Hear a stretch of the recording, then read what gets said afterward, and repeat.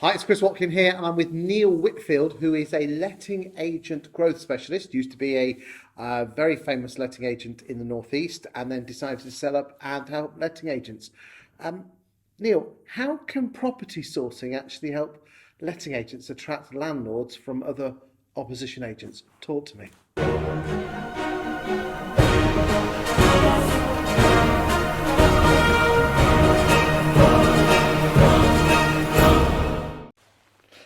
Well, Chris, I think it's about finding those investors who want the properties and offering your services. With your help, going back to 2014 when I first started blogging, writing articles about the local property market, it was very much with a focus on attracting investors rather than landlords. And Aren't they the same? not at all. They have completely different motivations, desires, what they want out of the property. And I think where I was up in the Northeast, it meant that I could speak to people down south, even overseas, who were looking to invest in my area, which was Sunderland. And that gave me much more scope and a much bigger pool to fish in than if I was just concentrating on, the local landlords who might have bought a property or might have reluctantly decided to let it out. And I think as a letting agent, I had a letting agency. We didn't do sales at the time, but I think sourcing gives another string to your bow. It gives that income stream, but also, more importantly, as far as I think, you start the conversation with that investor much earlier.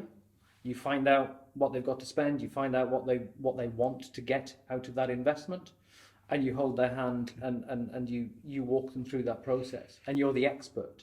Okay. And that results in very different conversations to someone who just rings up and says, I've got a property to manage, what do you charge?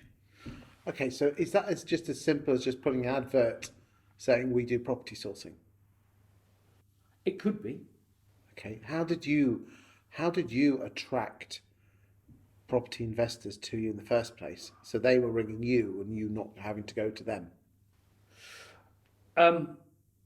Well, the starting point was my existing database of landlords, some of which who were landlords, others who were investors.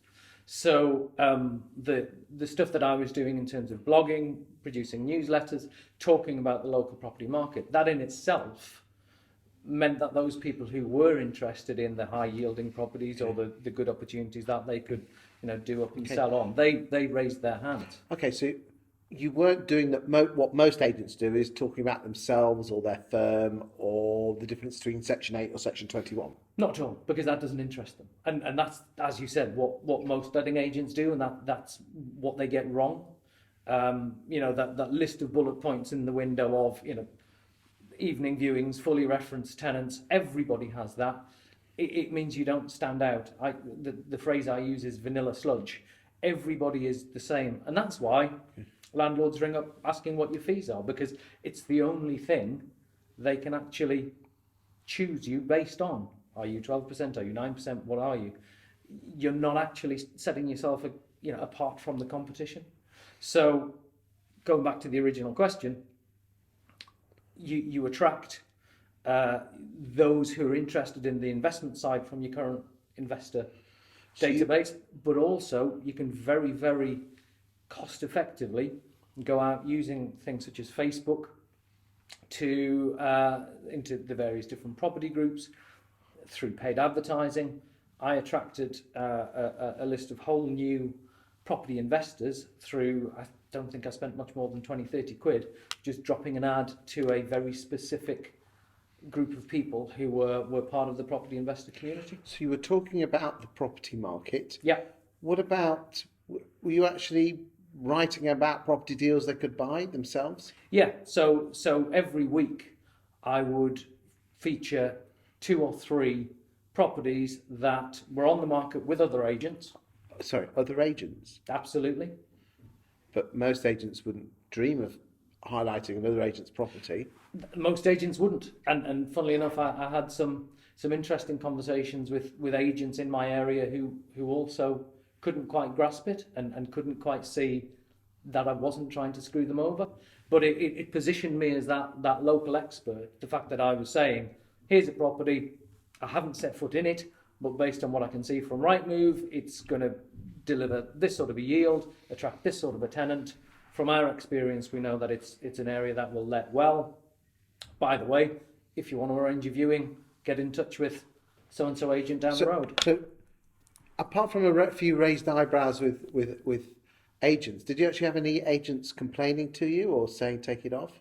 Yes, absolutely. And what did you say to those agents?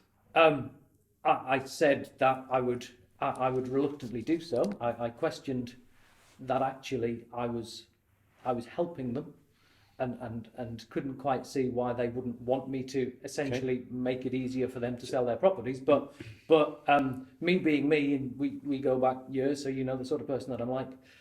I did take those properties off, but I always put for about 3 months. I put a little sly reference to what those properties might be on the blog every week.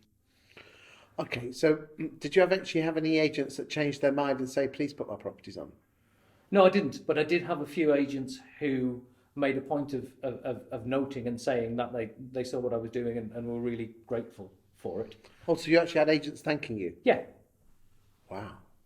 And by doing that, you were able to improve your business? Absolutely, yeah. I think my growth so I owned the business for 10 years and the latter 5 years was very much focused on the investor market rather than the landlord market.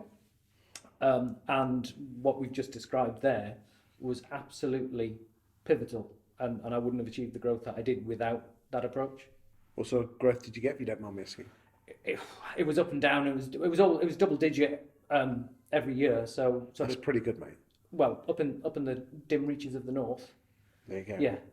So there you go. You heard it here first, boys and girls, that if you really want to attract landlords to your agency, more importantly, investor landlords, ones with the portfolios, talk about the property market, talk about great buy-to-let deals that are on the market with competitors. Even if you're in sales, which again will screw most people's heads up, you might offend one or two letting agents, but no worry about it.